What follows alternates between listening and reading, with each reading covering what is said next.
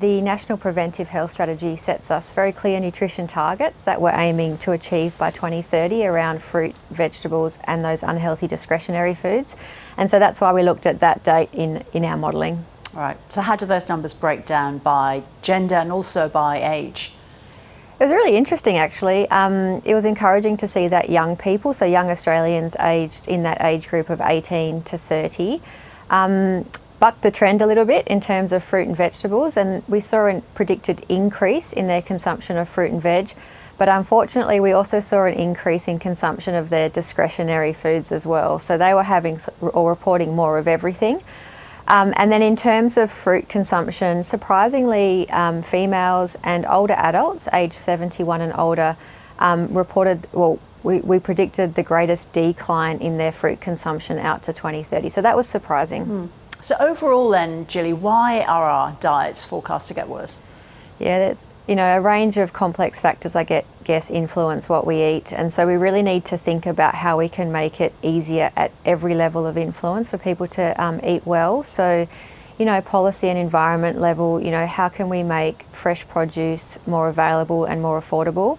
At a community level, how can we make it normal and easy to have healthy lunchboxes at school and healthy snacks at sports venues? And then in our home, really role modelling those healthy behaviours and making healthy family meals as well. But isn't the bottom line, though, that we know we should be eating more fruit and veg, but these items, they're just more expensive than junk food, aren't they? And people's budgets are incredibly stretched right now.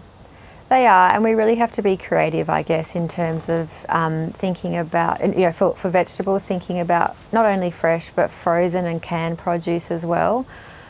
Being creative about how we can get those discretionary or less healthy foods off our plate to make space for more healthy foods like fruit, veg and whole grains. So does what you eat also depend on where you live?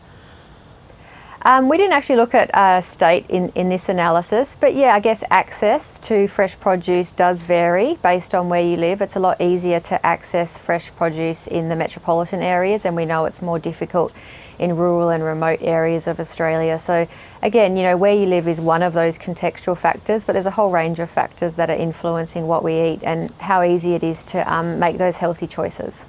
Okay, so how can people be encouraged then to eat more fruit and veg without breaking the bank?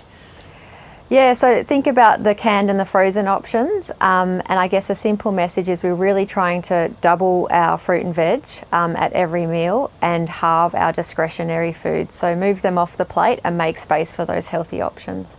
Gilly Hendry, thank you so much. Thank you.